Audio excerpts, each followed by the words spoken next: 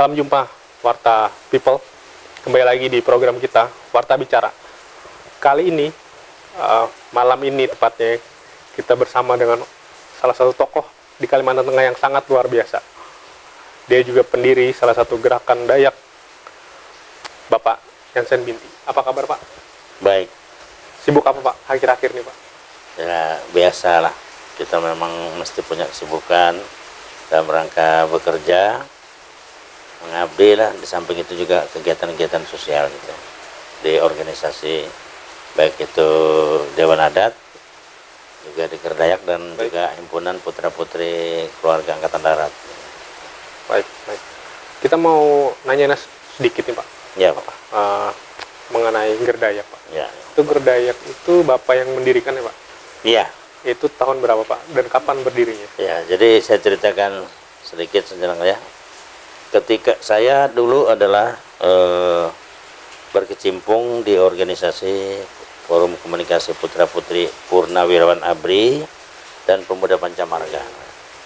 Dan saya dari tahun 81 itu sudah aktif di organisasi keluarga besar ABRI itu. Dan terakhir saya memimpin Pemuda Pancamarga Kalimantan Tengah tahun 94 sampai 2004. Nah, ketika itu kita adanya reformasi, karena kita memang organisasi binaan angkatan bersenjata waktu itu, ya kita ikut tiarap gitu ya, ikut tiarap. Dan saya menginginkan bahwa perkumpulan kita di Pemuda Pancamarga yang waktu itu di zaman Orde Baru memang kita berjaya, kita memang dibina langsung oleh anak-anaknya Pak Harto kan. Nah, jadi kita tiarap, dan saya mengambil inisiatif ketika reformasi itu supaya kami tetap terhimpun dalam suatu organisasi gitu kan. Nah, pada saat itu kita mulai kumpul-kumpul, tapi dalam tahap pembicaraan awal saja. Begitu meledak kerusuhan 2001, lalu kita merasa penting adanya perhimpunan pemuda-pemuda Dayak. Lalu kami beserta beberapa rekan itu mendirikan HIPDA, namanya Himpunan Putra Putri Dayak, gitu kan, Putra Putri Dayak, untuk komunikasi saja. Tetapi tidak dalam bentuk resmi, ada anggaran dasar, anggaran rumah tangga, tidak ada. Nah, kita lama-lama HIPDA ini kena kerusuhan, kita mengumpulkan teman-teman aja istilahnya untuk bagaimana memikirkan nasib daripada Dayak, terutama generasi penerus ini yang kita inginkan supaya ada ada visi ke depan. Nah, lalu terjadi kita membentuk lagi FKPD, namanya FKPDKT. Apa itu, Pak? Nah, Forum Komunikasi Pemuda Dayak Kalimantan Tengah. Itu pun dalam bentuk tempat komunikasi saya dengan beberapa rekan saya, Pak Raples Badak, Pak Dagut, Pak Toseng, dia anak-anak kita. Pak Toseng karena dia muda kan. Anak daerah, Pak, ya? Ya, kita orang-orang daerah dengan beberapa rekan-rekan yang lain saya tidak hafal satu persatu. Nah, oleh karenanya dalam FKPDKT ini juga kita belum bisa membentuk secara resmi, ada anggaran dasar, anggaran rumah tangga. Akhirnya kita terus berjalan. Pas 2005 kita bentuk saja Gerakan Pemuda Dayak Indonesia Kalimantan Tengah, jadi GPDIKT gitu kan. Nah, 2005 kita melakukan penyusunan segala macam anggaran dasar, anggaran rumah tangga. Nah, saya memang waktu itu memang pimpinan Pemuda Pancamarga, sehingga anak buah saya ini semua kita kumpulin. Nah, gitu. Ke situ yang Dayak maupun yang campuran gitu ya. Nah, kita membuatlah aturan bahwa Gerakan Pemuda Dayak ini beranggotakan yang asli memang ibu bapaknya Dayak, atau ibu atau bapaknya Dayak, lalu atau yang bersuamikan atau beristrikan Dayak. karena dia menjadi satu dan kita itu kita masukkan sebagai anggota kita, menjadi anggota kita. Nah, tujuan kita adalah untuk menjadi suatu wadah bagaimana orang Dayak ini bisa menyatukan rasa dari situ, rasa persaudaraan, rasa persatuannya, menyatukan rasa, akhirnya nanti menyatukan kata. Kita mau kata dan Visi. aksi, ya, kata dan aksi untuk apa? Jadi kita akhirnya mendapatkan visi misi kita 2010 kita melakukan semacam musyawarah pertama 2010 di Palangkaraya, dan di situ teman-teman sepakat memilih saya sebagai ketua. Waktu itu kita belum ada pimpinan, jadi sering yang mengundang rapat memang saya, karena saya memang Aktif ya, Pak? aktivis, saya kan aktivis di kampus saja. Waktu saya kuliah kan saya ketua senat, wakil ketua senat waktu itu di ekonomi sini, terus juga ke Brawijaya. Jadi saya memang itu, saya koordinir terus, jadi pelayan, karena pimpinan harus jadi pelayan, kita ngundang, kita ngantar undangan. Dulu kan enggak ada, ya, Iya, kita harus datang. harus manual, Pak. Manual. Jadi itu kita lakukan sehingga akhirnya kita 2010 terbentuk. Lalu setelah itu 2012 rasanya 2012-2013 teman-teman dari Kaltim, Kalsel sama Kalbar itu datang ke kita. Setelah mendengar ini, mengapa tidak kita jadikan sekalimantan gitu. Nah, akhirnya ya sepakatlah kita, ayo kalau gitu. Lalu saya dengan teman saya Pak Batir Effendi itu ditugaskan sebagai pemegang mandat pimpinan nasional untuk membentuk di seluruh Kalimantan. Akhirnya terbentuk seluruh Kalimantan. Kita kongres lah pertama, kongres pemudanya pertama tahun 2015. Tahun 2015. Nah, jadi itulah kita menasionalkan. Nah, tetapi waktu kita pernyataan berdiri itu tanggal 28 Mei 2010 itulah tanda lahirnya kita. Tanda lahir sehingga sekarang sudah berusia yang ke-13 nanti 28 Mei kan. Nah, itu. Jadi situlah Gerdayak, saya katakan kita tempat menyatukan rasa, menyatukan kata dan aksi nanti untuk kepentingan Dayak tetapi juga untuk Indonesia. Dari Dayak untuk Indonesia. Kita tetap platform kita NKRI harga mati. Itulah cerita perjalanan Gerdayak sampai saat ini. Gerdayak itu sudah mempunyai pimpinan provinsinya 5 di Kalimantan. Di luar Kalimantannya ada 4. DKI Jakarta, Kepulauan Riau, Riau dan Sumatera Utara. Jadi itu lahirnya dari Kalimantan, Pak ya? Dari Kaltim, iya, orang-orang kita yang dari sana, dari berbagai macam suku itu, karena sukunya orang Dayak ini banyak. Betul. Baru terungkap banyak teman-teman kita di Yang perantauan. masih berdarah. Ya. Nah, yang sudah sekarang persiapan sebagai DPP persiapan itu Banten dengan Jawa Barat. Itu DPP persiapan. Jadi mereka minta waktu persiapan 6 bulan untuk membentuk di sana. Nah, inilah kami membentuk itu bukan apa? Untuk mendapatkan jaringan-jaringan di mana kita mendapatkan informasi untuk kepentingan kemajuan orang-orang Dayak itu sendiri, utamanya anggota kita, di mana kita punya misi kita untuk mempersatukan langkah kita, bagaimana kita bisa mempunyai daya saing dengan saudara-saudara kita dari lain. Kita terus terang aja, kita dengan saudara kita dari Ambon aja kita kalah gitu. Kita harus akui itu, nggak boleh kita jangan bicara orang Sumatera, apalagi Jawa, Bali, Sulawesi. Kita bicara teman-teman kita di Ambon gitu. Di sana berapa jenderal? Betul. Kita bisa dihitung jari, dan itu pun jenderal-jenderal nggak pernah juga yang penuh kan, paling pol 2 gitu atau 3 kan. Nah, jadi itulah kita harus mampu membuka diri kita, kita ini kalah gitu. Nah, sehingga kita memacu kita untuk terus berbuat untuk menjadikan anggota-anggota ini berdaya saing ke depan. Berdaya saing itu dari segala bidang. Di samping bagaimana dia berdaya saing, berarti kan yang diisi kan ininya. Iya. Nah, jadi ininya diisi sehingga dahsyat ini. Kalau dia diolah untuk kepentingan apa aja, bisnis, politik, sosial kemasyarakatan, dan juga ideologi juga sangat dahsyat. Ini yang kita dorong anggota-anggota saya, dan perlu mereka ini diberikan juga pendidikan karakter.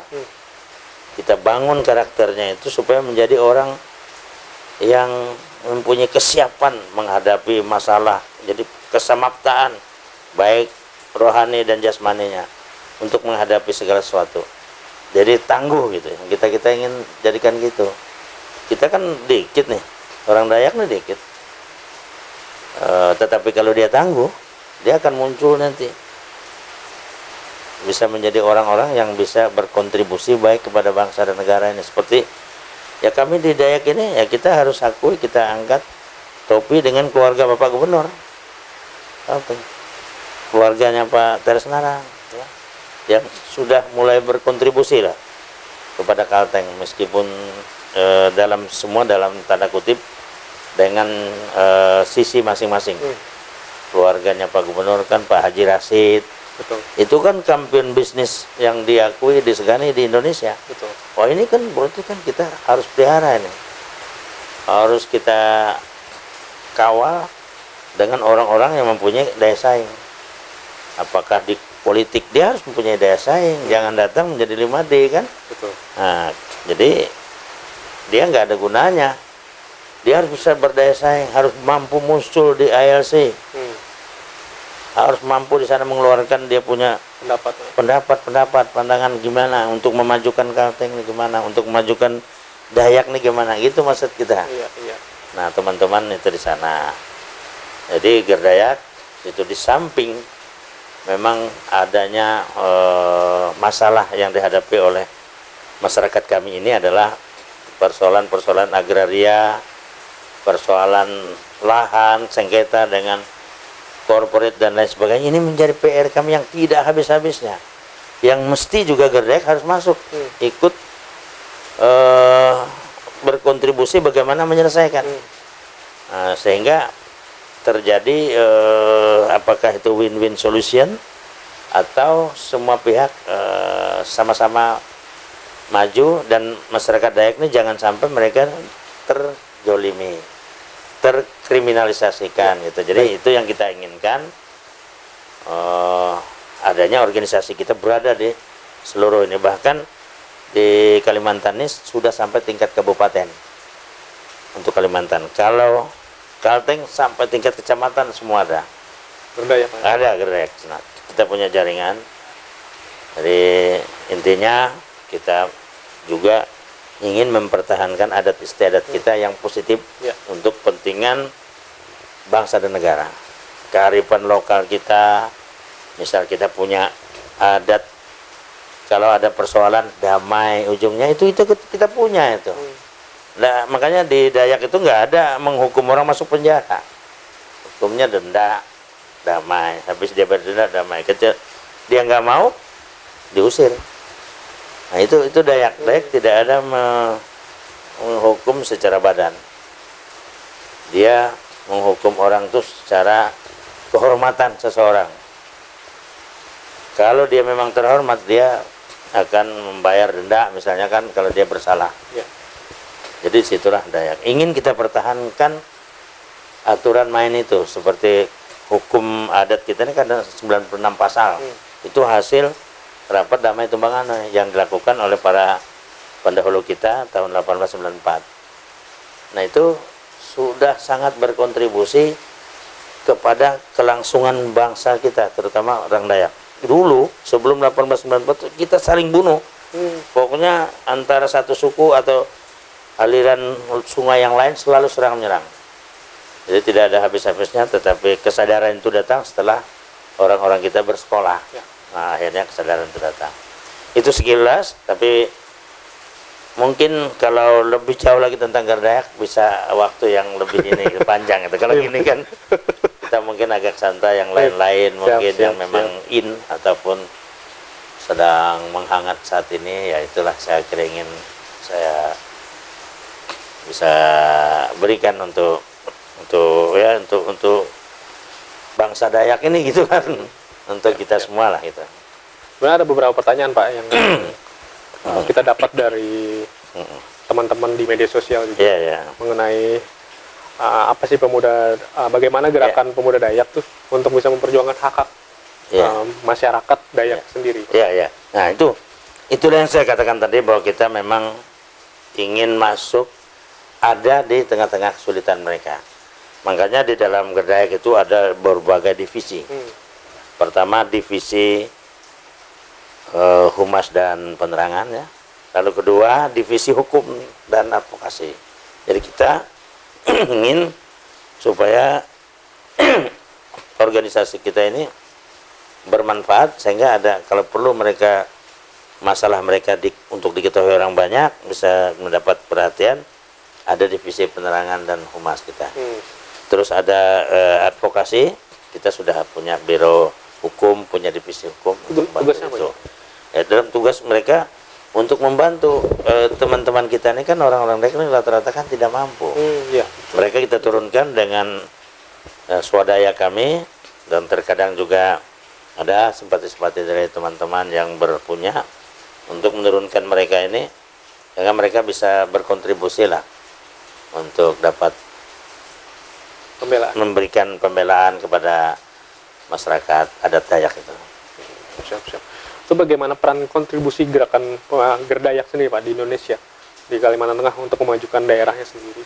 Ya, kita memang pertama untuk bisa kita membangun, untuk kita bisa bekerja, untuk kita berusaha, itu pertama adalah kondisi keamanan dan ketertiban masyarakat.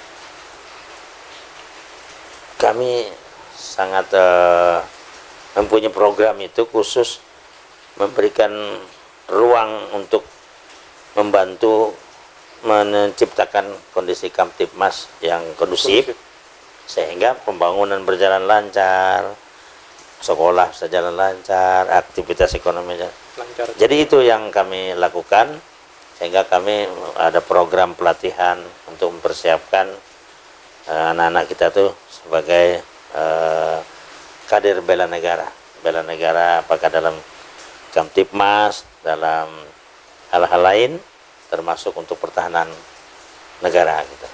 Jadi itu kita kontribusi kita, dan memang saya sudah 2 angkatan ya memberikan pendidikan latihan pada anak-anak kita.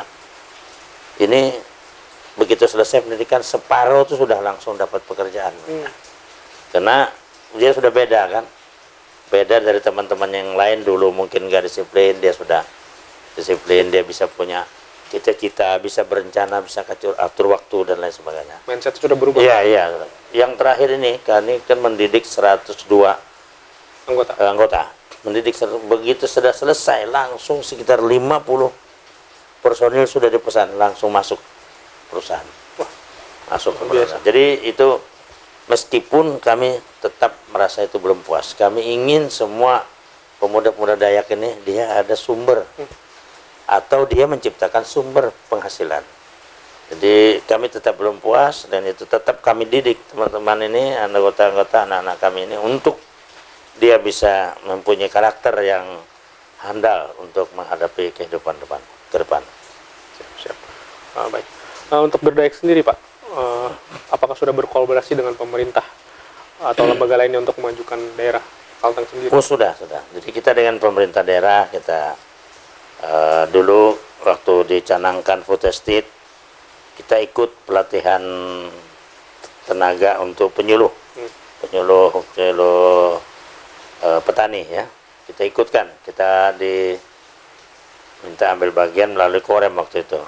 Jadi kita kerjasama dengan Korem untuk terus mendorong, menggalakkan kembali semangat anak-anak muda kita tuh untuk menjadi orang yang bekerja di pertanian. Jadi bukan ada mindset petani itu adalah tanda kutip miskin. Padahal petani itu sebenarnya dialah yang pertama memakan hasil apa yang ditanamnya. Betul. Dan dia Betul. pasti sejahtera. Nah ini yang kita inginkan berkontribusi dari itu. Kita juga dengan pemerintah daerah, waktu ada misalnya Milo dan lain sebagainya, kita menyiapkan diri kita untuk membantu Kamtibmas.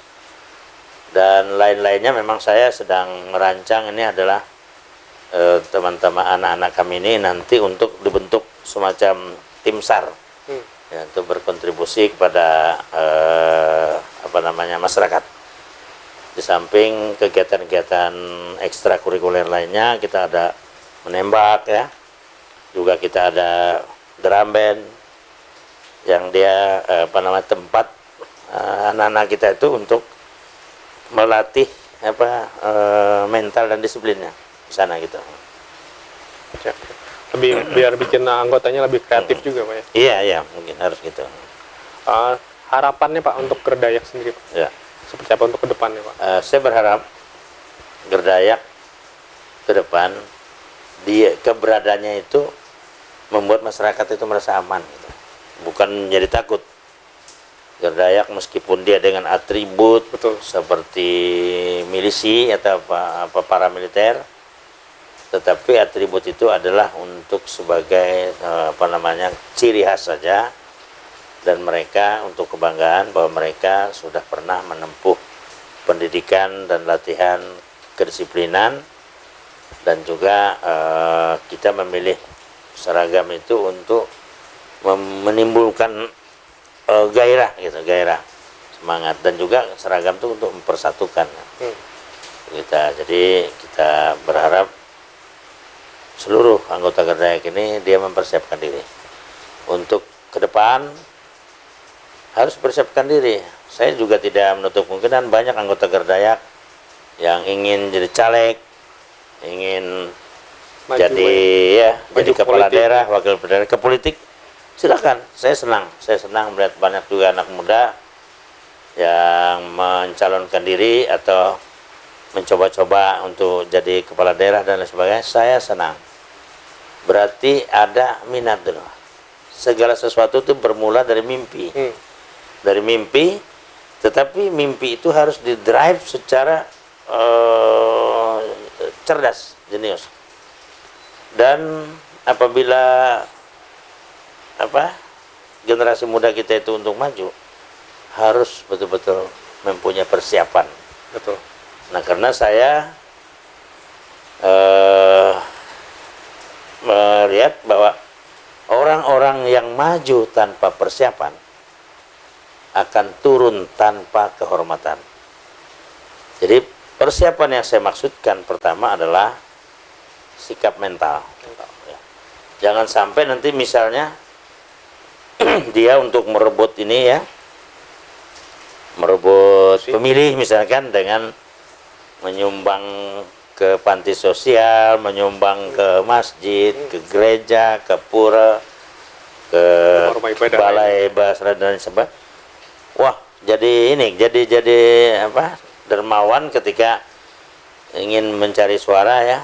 Nah, tiba-tiba misalnya dia kalah, akhirnya mungkin sikap mentalnya belum siap, itu diambil kembali. Itu kejadian ada, seperti itu ada. Saya cukup lama di politik, saya tahun 97 saya sudah anggota DPRD provinsi. Ya, dari keluarga besar ABRI, dari Golkar. Jadi ada, selama itu sampai sekarang di politik ada aja yang seperti itu. Jadi itu orang yang belum siap sikap mental. Nah, kemudian ada juga yang menjadi gila, menjadi saraf stres gitu ya. Nah, itu anak-anak muda jangan sampai begitu dong.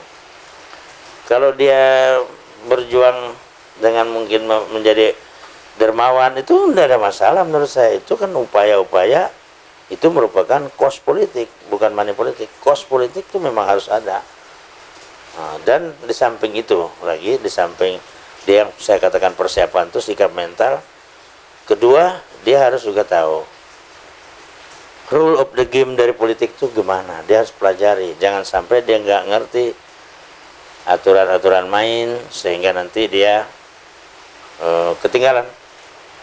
Bagaimana juga trik-trik kita untuk bisa duduk, bisa terpilih, bisa menjadi pemenang, itu kan punya trik-trik tersendiri yang perlu dia siapkan. Jadi jangan sampai dia nggak siap, menyalahkan orang lain, menyalahkan tim sukses misalnya, kan ini yang menjadi persoalan yang tidak habis-habisnya nantinya. Sehingga harus siap sikap mental, juga rule of the game daripada ini harus dia mainkan, dan juga dia mempunyai visi-misi yang jelas. Visi-misi yang jelas, pandangannya bagaimana untuk mengatasi persoalan masyarakat itu, terutama yang dihadapi ini, apakah dia mau lihat sisi ekonominya, sisi kesehatan, pendidikan, kesehatan, konsep Anda apa. Kalau jadi kepala daerah harus semua komprehensif. Kalau jadi caleg, saya mau kesehatan, ini nanti konsep saya bagaimana untuk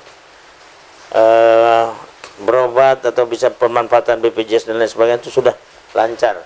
Rumah sakit harus jangan menunggu siapa yang tanggung jawab, orangnya sempat mati, harusnya bertindak cepat gitu kalau ada masalah. Jadi itulah salah satu pemikiran yang saya sampaikan pada generasi muda saya.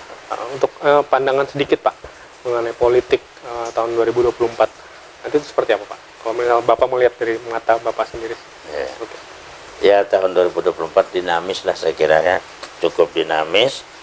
Hanya saja hati-hati. Ya. Hati-hati kerasnya ini media sosial ini. Ini beda dengan tahun-tahun sebelumnya ya. Tahun yang kemarin aja antara Pilpres yang Pak Prabowo ini hampir kita ini terbelah. Betul. Hampir ya. Betul. Yang mungkin rasanya masih ada sisa-sisa. Dengan sekarang udah lebih maju lagi. Ini harus hati-hati. Semua harus berprinsip bermain fair play. Jangan mengorbankan kondisi negara ini karena ingin menang sendiri dan lain sebagainya, ataupun kalah lalu dia berbuat sesuatu anarkis dan sebagainya. Yaitu kita mesti hati-hati. 2024 bisa saja keadaan itu bisa berubah, eskalasinya meningkat. Sehingga saya berharap pemerintah negara harus betul-betul siap dan harus cepat menyelesaikan persoalan-persoalan yang ada di masyarakat. Jangan sampai itu nanti terbawa untuk digoreng isu politik tahun 2024. Satu lagi Pak, menurut Bapak di Kalimantan Tengah sendiri itu perlu pemimpin seperti apa sih Pak? Ya, pemimpin yang mengasihi rakyatnya, yang melayani, dan dia menghargai dari berbagai suku bangsa yang ada di sini. Jadi dia ada seorang yang adil, orang yang merangkul semua pihak dan golongan, apakah itu dia suku asli atau pendatang atau agama tertentu. Dia harus menjadi orang yang milik semua pihak tanpa harus memandang apapun Pak ya? Tanpa memandang, dan dia harus punya konsep bagaimana yang saya katakan mengasihi, melayani, dan juga menghargai rakyatnya. Terima kasih Pak waktunya Pak. Ya, ini ya. obrolan yang sangat luar biasa sih Betul. Pak. Dari awal kita mulai sampai sekarang udah luar biasa. Kita dapat ilmu atau informasi yang luar biasa. Terima kasih Pak waktunya lagi Pak. Sama-sama. Mau di Warta Bicara kita ngobrol. Semoga nanti next kita bisa ngobrol-ngobrol lagi. Siap.